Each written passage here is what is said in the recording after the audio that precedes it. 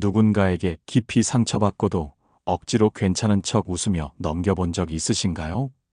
혹시 지금도 그 상처를 외면한 채 애써 밝은 모습을 유지하고 있진 않으신가요? 하지만 기억하세요. 진정한 관계 회복은 자신을 귀하게 여기는 태도에서 시작됩니다. 상처 준 사람과 억지로 화해할 필요 없습니다. 당신이 스스로를 귀하게 여길 때 세상도 당신을 그렇게 대할 테니까요. 왜 우리는 상처를 주고받는 관계 속에서 자신을 잃어가는 걸까요? 이 스크립트를 통해 그 해답을 찾아보세요. 당신이 귀한 사람이라는 것을 다시 한번 깨닫게 될 겁니다. 1위. 상처를 견디는 사람들의 착각. 사람은 누구나 상처를 받습니다.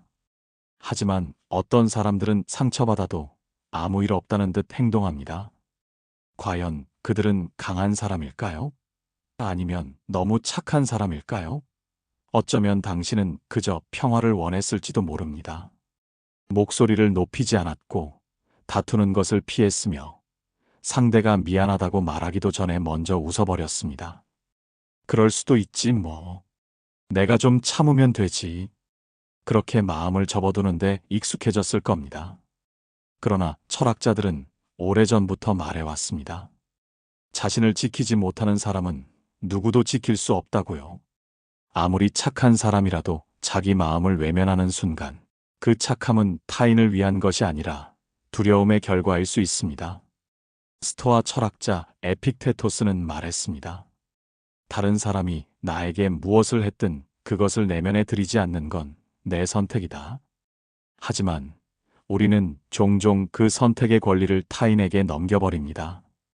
상대가 사과하면 괜찮아질 거야. 그 사람도 나름의 이유가 있었겠지. 그렇게 생각하며 내가 느꼈던 분노와 슬픔을 덮어둡니다. 그러나 진짜 문제는 그 다음부터 시작됩니다. 스스로를 설득해버린 다음 날부터 마음속에 이상한 허기가 생기기 시작합니다. 왜 그럴까요? 그건 바로 당신이 스스로에게 미안해지고 있기 때문입니다. 내가 나를 외면한 순간 마음은 조용히 문을 닫아버립니다. 그리고 그 자리에 무력감, 자괴감 혹은 이유를 알 수 없는 피로가 스며듭니다. 철학자 칸트는 인간의 존엄을 이야기했습니다. 그는 말합니다. 인간은 단순한 수단이 아니라 목적 그 자체다. 당신도 예외가 아닙니다. 아무리 가까운 관계라도 당신을 수단처럼 대하고 마음의 경계를 넘나드는 사람에게는 단호해져야 합니다. 여기서 말하는 단호함은 화를 내거나 보복하라는 뜻이 아닙니다. 오히려 그 반대입니다. 당신의 마음을 다시 안아주는 태도, 당신의 감정을 다시 믿어주는 용기. 그것이야말로 상처를 준 사람과 굳이 화해하지 않아도 되는 이유입니다. 그 사람이 사과하지 않아도 괜찮습니다. 내가 나에게 진심으로 말했다면 그건 정말 아팠어. 그리고 나는 그런 아픔을 원하지 않아. 그 말 한마디로 이미 충분히 당신은 귀한 존재가 됩니다. 그러니 지금 억지로 미소 짓지 않아도 됩니다. 조용히 마음의 문을 닫고 그 문 앞에 이렇게 써두세요. 여기에는 나를 아프게 한 사람이 들어올 수 없습니다. 당신을 아끼는 사람이라면 그 문을 조용히 두드릴 겁니다. 그리고 언젠가 진짜 화해는 당신의 진심을 알아주는 사람에게서 시작될 겁니다. 2위. 내가 미안해에 덫에서 빠져나오세요. 어떤 사람은 늘 미안하다고 말합니다. 아니, 늘 미안하다고 생각합니다. 그럴 필요 없는데도 말이죠. 내가 뭔가 잘못한 건 아닐까? 괜히 분위기를 망친 건 아닐까? 상대가 불편해 보이면 자신부터 작아집니다. 그 마음 속엔 이상한 믿음이 자리 잡고 있습니다. 내가 참으면 관계가 유지된다. 내가 조금만 낮추면 사랑받을 수 있다. 하지만 철학자 니체는 묻습니다. 도대체 왜 너는 너 자신을 그런 값싼 존재로 만들려 하는가? 왜 그렇게까지 해야만 관계가 유지되는 걸까요? 관계를 지키기 위해 자존을 희생하는 순간, 그건 더 이상 관계가 아니라 종속입니다. 이런 착각은 어린 시절부터 배워온 것일 수도 있습니다. 화를 내면 나쁜 아이가 되고 속상하다고 말하면 까다로운 사람이 된다고. 무의식 중에 각인된 신념들이 이제는 삶 전체를 조율하고 있는지도 모릅니다. 그러니 당신은 사람들과의 마찰을 무서워합니다. 하지만 철학자들은 말합니다. 마찰이 무서운 것이 아니라 자신을 잃는 게 더 무서운 일이라고요. 노자는 이런 말을 남겼습니다. 억지로 화합하면 마음에 응어리가 남는다. 이 말은 지금 이 시대에도 너무 정확하게 다가옵니다. 억지로 만든 웃음은 관계를 회복시키지 못합니다. 오히려 침묵의 균열만 깊어지게 하죠. 그렇다고 모든 사람과 싸우라는 말이 아닙니다. 단지 자신을 지키는 최소한의 거리를 의식적으로 만들어야 한다는 뜻입니다. 그 거리는 마음을 닫기 위해서가 아니라 자신의 마음을 들여다보기 위해 필요합니다. 당신이 먼저 미안해지기 전에 잠깐 멈춰보세요. 그리고 이렇게 물어보세요. 지금 이 상황에서 내가 진짜 느끼는 감정은 무엇이지? 이 미안함은 진짜 내 감정일까? 아니면 배운 감정일까? 그 질문 앞에서 당신은 처음으로 자기 마음의 주인이 됩니다. 화해는 그 다음에야 가능한 일이 됩니다. 억지로 이어붙인 관계는 결국 한쪽만 피로해지다가 어느 날 스르륵 무너집니다. 그러니 정말 소중한 관계일수록 억지 화해를 멈추고 잠시 멀어지더라도 스스로의 감정을 먼저 살펴야 합니다. 그게 바로 당신을 귀하게 여기는 사람만이 결국 다시 돌아오게 만드는 힘입니다. 당신이 자기 자신을 먼저 귀하게 여길 때 세상도 당신을 그렇게 대하게 될 겁니다. 3위. 상처는 사건이 아니라 과정입니다. 사람들은 상처를 시간의 사건으로 기억합니다. 그날 그 사람이 그런 말을 했다. 그때 그 행동이 너무 아팠다. 마치 상처는 특정한 순간에 생기고 끝나는 것처럼 생각하죠. 하지만 상처는 과정입니다. 그 말을 들은 후 계속해서 되뇌고 밤마다 그 장면을 떠올리고 수없이 왜 그랬을까를 반복하는 동안 상처는 더 깊어지고 더 넓어집니다. 처음엔 그저 찰나의 언행이었을 수도 있습니다. 하지만 마음은 그 조각을 품에 안고 다시 해석하고 다시 비틀고 스스로를 더 아프게 합니다. 왜 우리는 그렇게 자기를 갉아먹는 과정을 멈추지 못할까요? 그건 바로 상처를 준 사람이 설명해 주기를 기다리기 때문입니다. 그 사람이 내 마음을 알아줬으면 좋겠어. 그때 왜 그런 말을 했는지 솔직하게 말해줬으면 좋겠어. 기다리고 또 기다립니다. 그 기다림이 이어지는 동안 당신은 멈추지 않고 그 사람의 마음을 대신 상상합니다. 대신 변명해주고 대신 이해하려 애쓰고 결국 내 마음은 또다시 밀려납니다. 철학자 아우구스티누스는 말합니다. 마음이 묻지 않으면 누구도 진실을 말하지 않는다. 당신이 애써 만든 침묵은 결국 그 사람에게 아무런 물음도 던지지 못합니다. 그들은 자신의 말이 상처가 되었는지조차 모릅니다. 당신이 울고 있다는 사실조차 눈치채지 못합니다. 그러니 그들에게 진실을 요구하지 마세요. 그들이 설명해 주기를 기다리지 마세요. 상처의 해석은 그 사람에게서 나오는 것이 아니라 당신 안에서 다듬어져야 합니다. 내가 느낀 고통은 그 자체로 정당합니다. 누가 뭐라고 해도 그건 나에게 아픈 일이었다.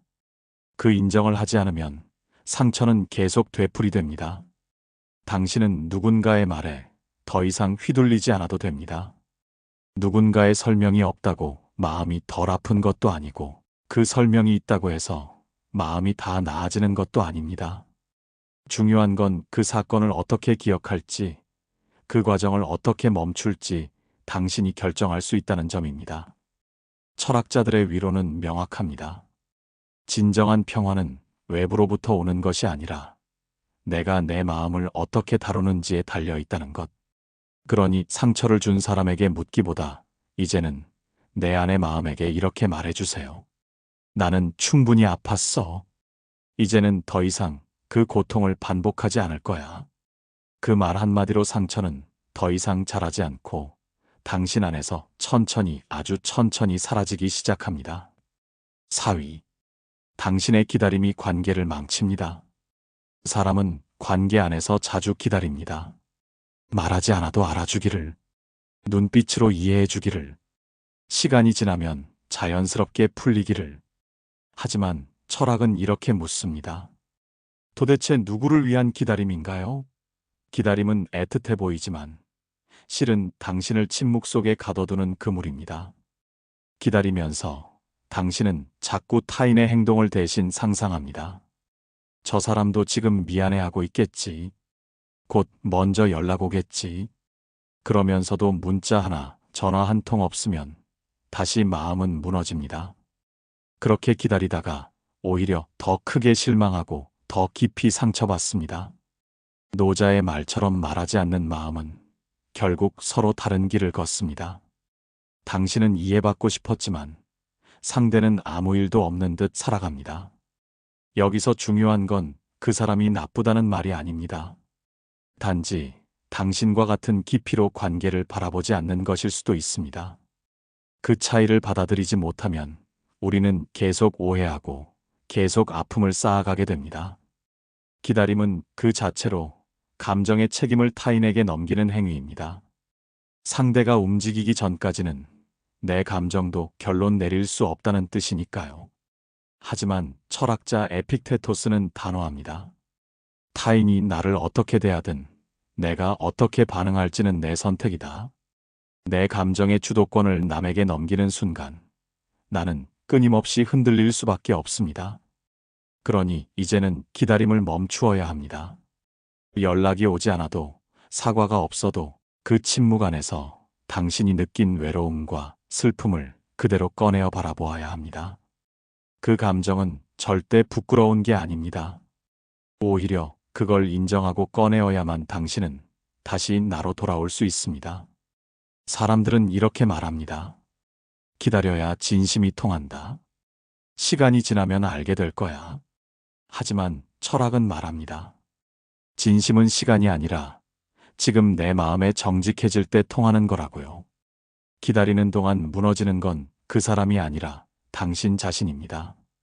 그 관계를 지키고 싶다면 가장 먼저 해야 할 일은 타인의 행동이 아니라 자신의 마음부터 들여다보는 일입니다.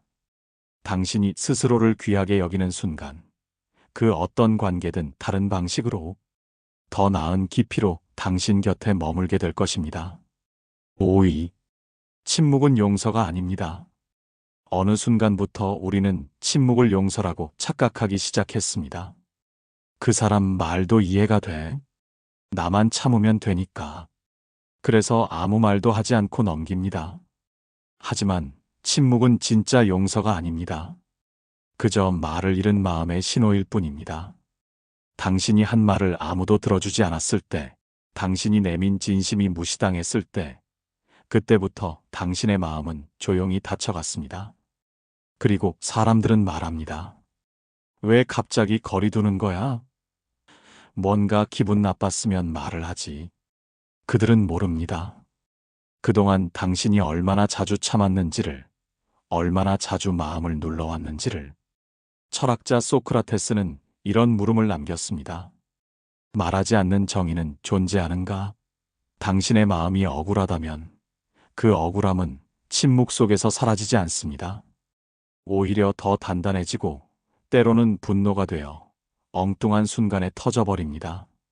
그래서 우리는 가끔 너무 사소한 일에도 울고 아무 말에도 가슴이 뛸 정도로 예민해집니다. 그건 당신이 약해서가 아니라 지금까지 너무 많은 걸 눌러왔기 때문입니다. 침묵은 감정을 흘려보내지 못하게 막습니다. 감정이 흐르지 않으면 그 마음은 곧 고여서 썩기 시작합니다. 진짜 용서는 마음속 상처를 인식하고 그 고통을 스스로 받아들이는 데서 시작됩니다. 상대가 어떻게 하느냐보다 내가 내 마음을 어떻게 품느냐가 진짜 치유를 가능하게 만듭니다. 용서는 잊는 것이 아닙니다. 오히려 정확히 기억하고 그 기억을 통해 나를 다시 세우는 일입니다. 당신이 말하지 않았던 그 모든 날들이 이제는 하나의 무늬로 남아 당신 안에 성찰이 되어야 합니다. 노자는 말합니다. 말 없는 사람일수록 그 마음이 크다. 하지만 철학은 덧붙입니다. 그러나 말하지 못한 사람일수록 더 쉽게 부서진다. 그러니 이제는 당신의 마음에게 말해주세요. 나는 괜찮은 척하지 않아도 돼. 그게 아팠다면 아팠다고 말해도 괜찮아. 그 말 한마디로 당신은 누군가의 이해를 기다리지 않고 스스로를 이해해주게 됩니다. 그리고 그 순간 침묵은 사라지고 마음은 다시 말하기 시작합니다. 6위. 다정함으로 위장된 무례를 구분하세요. 당신을 아프게 했던 그 말. 겉으로는 농담처럼 들렸고 표정은 아무렇지 않았습니다. 심지어 말끝엔 웃음까지 섞여 있었습니다. 그래서 당신은 순간 멈칫했지만 결국 말하지 못했습니다. 내가 예민한가? 저 사람은 그냥 원래 저런 스타일이니까. 그렇게 넘겨버렸습니다. 하지만 이상했습니다. 말은 웃었는데 속은 멍이 든 것처럼 아팠습니다. 그게 바로 다정함을 가장한 무례입니다. 아리스토텔레스는 덕을 말할 때 적절한 말과 행동의 균형을 강조했습니다. 지나친 솔직함도 무례가 되고 과한 침묵도 외면이 된다고요. 당신에게 상처를 준 사람은 그 선을 넘었습니다. 그리고 그 넘은 말투를 농담이라는 포장지로 감쌌습니다. 문제는 바로 여기서 시작됩니다. 무례함이 다정함의 탈을 쓰면 당신은 그것을 쉽게 분간하지 못합니다. 그 순간 마음은 얼어붙고 이건 나만의 문제일까라는 의심에 휩싸입니다. 철학자 칸트는 말합니다.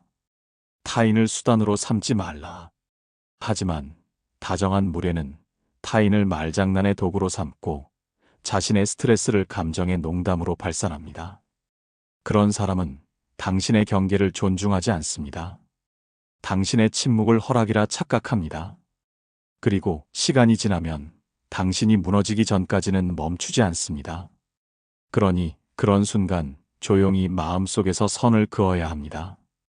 그건 나에게 상처가 되는 말이었어. 아무리 농담이어도 나는 웃을 수 없어. 그 말을 속으로라도 단단히 되뇌어야 당신은 자기 자신을 지키게 됩니다. 우리는 종종 관계를 지키기 위해 스스로를 무너뜨립니다. 하지만 철학은 반대로 말합니다. 스스로를 무너뜨리지 않아야 비로소 건강한 관계가 시작된다고요. 진짜 다정함은 상대의 마음을 배려합니다. 진짜 유머는 함께 웃을 수 있는 것만을 말합니다. 그걸 구분하지 못하면 상처는 계속 반복됩니다.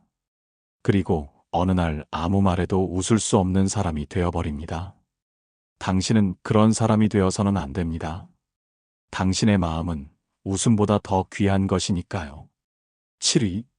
좋은 사람 콤플렉스를 버리세요. 당신은 좋은 사람이 되고 싶었습니다. 불편한 말을 꺼내지 않고 어느 자리에서도 밝게 웃으며 누구와도 다정하게 지낼 줄 아는 사람. 그래서 늘 먼저 양보하고 먼저 사과하고 먼저 안부를 건넸습니다. 하지만 철학자 니체는 묻습니다. 도대체 너는 왜 내 안에 정직한 분노를 억누르는가? 왜 그렇게까지 착해야 하는가? 왜 그렇게까지 좋은 사람이어야 하는가? 그 질문 앞에 서면 우리는 조금 당황합니다. 좋은 사람이라는 정체성이 스스로를 너무 오래 감싸고 있었기 때문입니다. 사실 우리는 사랑받기 위해 착해진 것이 아닐까요? 갈등이 무섭고 외면이 두려워 누군가에게 거절당하는 게 싫어 자꾸만 괜찮아를 말하며 마음을 접었을지도 모릅니다. 하지만 좋은 사람이 되는 건 절대 나쁜 일이 아니지만 좋은 사람이어야만 한다는 믿음은 결국 스스로를 옥죄는 감옥이 됩니다. 그 믿음 아래에서는 분노도 슬픔도 서운함도 모두 금지당합니다. 그 감정들이 나를 나쁜 사람처럼 보이게 만든다고 믿기 때문입니다. 그렇게 감정을 눌러온 당신은 어느 날 고요한 무표정이 되어버립니다. 속은 복잡한데 겉은 아무렇지 않은 척 그 모습이 괴로워지기 시작합니다. 이때 필요한 건 좋은 사람이라는 타인의 기대를 내려놓는 일입니다. 진짜 철학은 바로 그 순간 시작됩니다. 스토아 철학자 세네카는 말합니다. 가장 자유로운 사람은 타인의 판단에서 벗어난 사람이다. 당신이 진심으로 말할 수 있어야 비로소 진짜 관계가 시작됩니다. 누구도 늘 밝을 수 없고, 늘 친절할 수 없으며, 늘 괜찮을 수 없습니다. 좋은 사람이라는 허울은 당신을 보호해주지 않습니다. 오히려 당신의 슬픔과 분노가 말할 공간을 빼앗아 갑니다. 이제는 그 옷을 벗어야 합니다. 때로는 서운하다고 말할 수 있어야 하고, 때로는 거리를 두며 멈춰 설 줄도 알아야 합니다. 당신이 좋은 사람이기를 멈추는 순간, 비로소 당신은 진짜 사람이 됩니다. 기쁘면 웃고, 서운하면 말하고, 힘들면 쉰다고 말할 수 있는 사람. 그런 사람만이 타인과의 관계에서 자신을 잃지 않고 살아갈 수 있습니다. 좋은 사람 콤플렉스는 이제 그만. 당신이 먼저 당신의 마음을 귀하게 여겨야 세상도 당신을 다르게 보기 시작합니다. 잊지 마세요. 당신의 감정은 당신의 가장 소중한 나침반입니다. 상처 준 사람과의 관계에서 당신 자신을 잃지 마세요. 이제는 당신의 마음이 원하는 대로 행동할 용기를 가지세요. 스스로를 귀하게 여기는 것, 그것이 당신의 삶을 변화시킬 가장 강력한 힘이 될 겁니다. 지금 바로 당신의 마음에게 물어보세요. 나는 지금 무엇을 원하고 있는가? 그 대답이 당신을 더 나은 길로 이끌어 줄 겁니다.